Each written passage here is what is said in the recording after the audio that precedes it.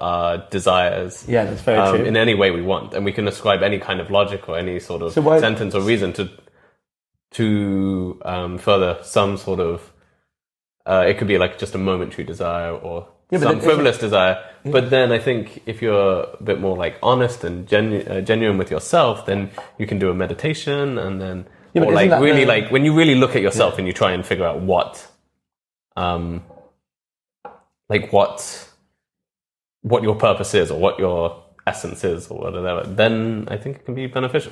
Yeah, but isn't that the soul is exactly what you've just described, right? It exists like it's a concept that people have put into existence to further our desires, right? People justify things by saying, be good in this life and then your soul will continue on to the next life. Or, be true to your soul is another way of saying be kind, right? The soul just exists as a concept to help people be good. To help people be good? Yeah. It's just another way of helping people be good, right? Some people call it the soul. What's the difference between the soul and God? Well, generally people think God. I don't necessarily think this is, but God is something outside of the self, and the soul is something inside of the self. Yeah, but isn't God within all of us? I think that the general notion is like an omnipresence. Yeah. Right? Yeah. But still, most people consider a soul to be an individual thing born of each person's essence. Think you have a soul?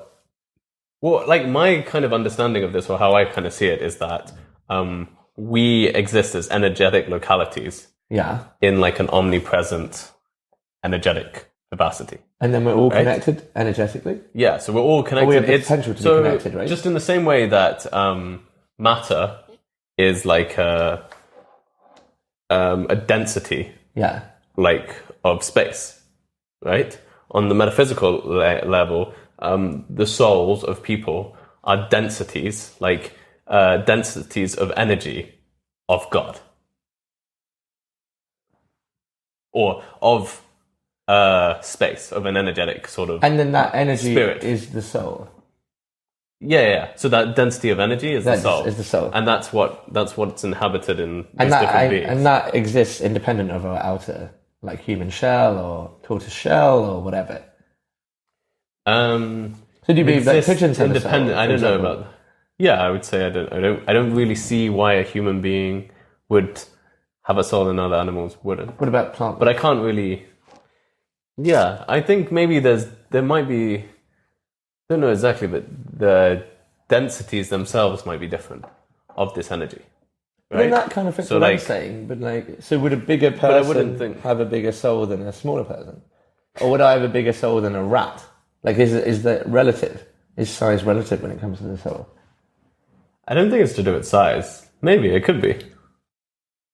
Like, you think just an elephant has a bigger soul than a mouse? Yeah. Or than us. But I'm quite pro-equality. Like, I would like to believe in a world that everyone had the same size soul, right? Yeah. But then everyone would have the same capacity to.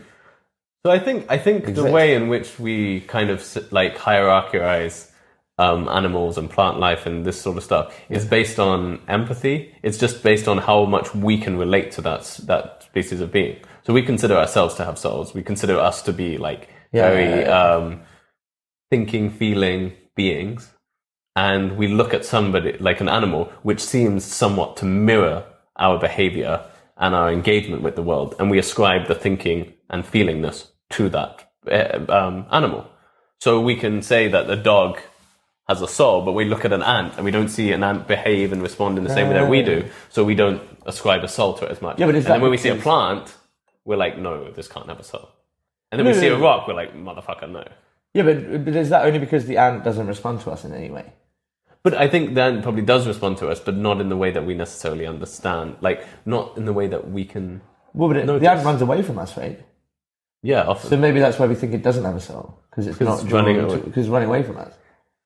Yeah, but I think a lot of people, we could just have like there could be just like a negative electromagnetic force. But then plants are actually that's a good point. But like magnets, right? Yeah.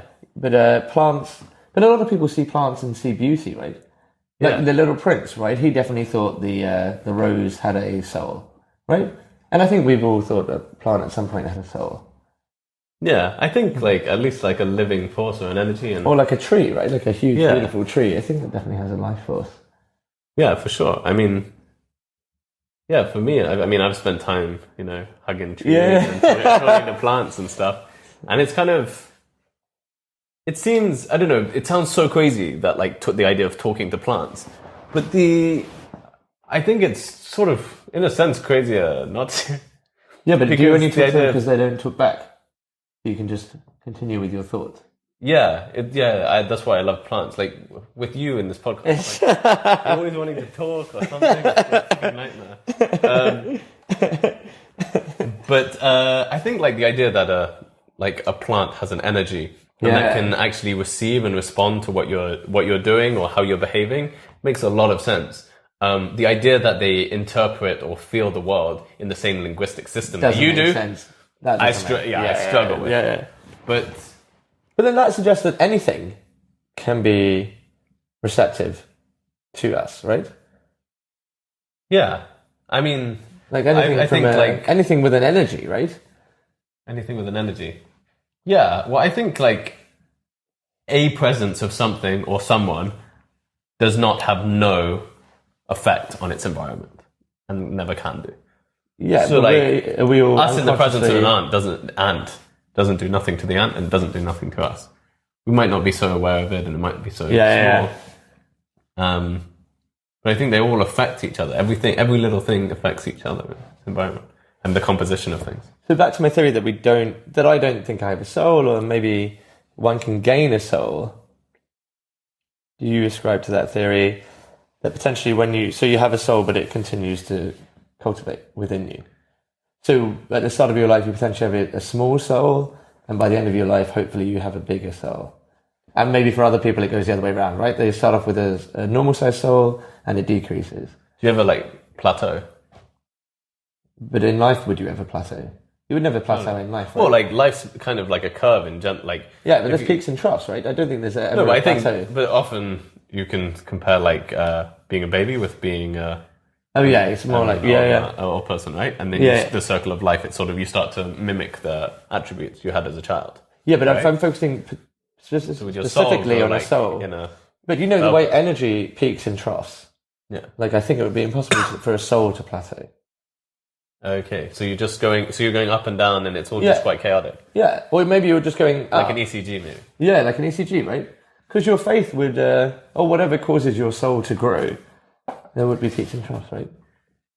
Yeah, that makes sense. Because we deviate from nature and we deviate from spirituality, right? Yeah. That makes sense. Like, we don't pretty much it 100%, right, all the time.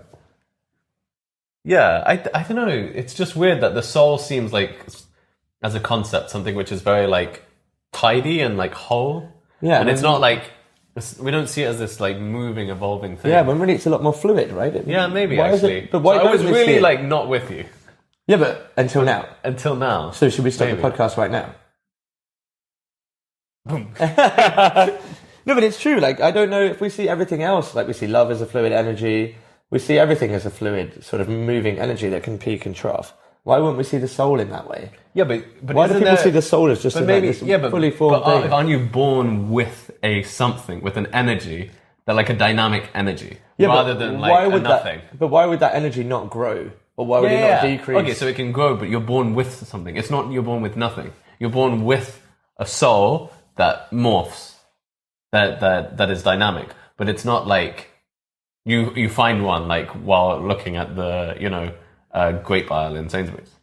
But I do think that that's how you get a soul. Maybe not. Maybe Waitrose, but like, definitely not in Sainsbury's. But definitely maybe in Waitrose, or maybe through gardening, right? Or maybe through having children of your own and like, putting somebody else first. Yeah, I think that's definitely... Because I think the idea of like... are there enough souls to go around for everyone to be born with a soul? Like with overpopulation and like... Yeah, that's... Like how... And if there's reincarnation going on... Yeah, exactly, right? They keep coming back into and especially if you're throwing the animal kingdom into it and the plant life and the trees.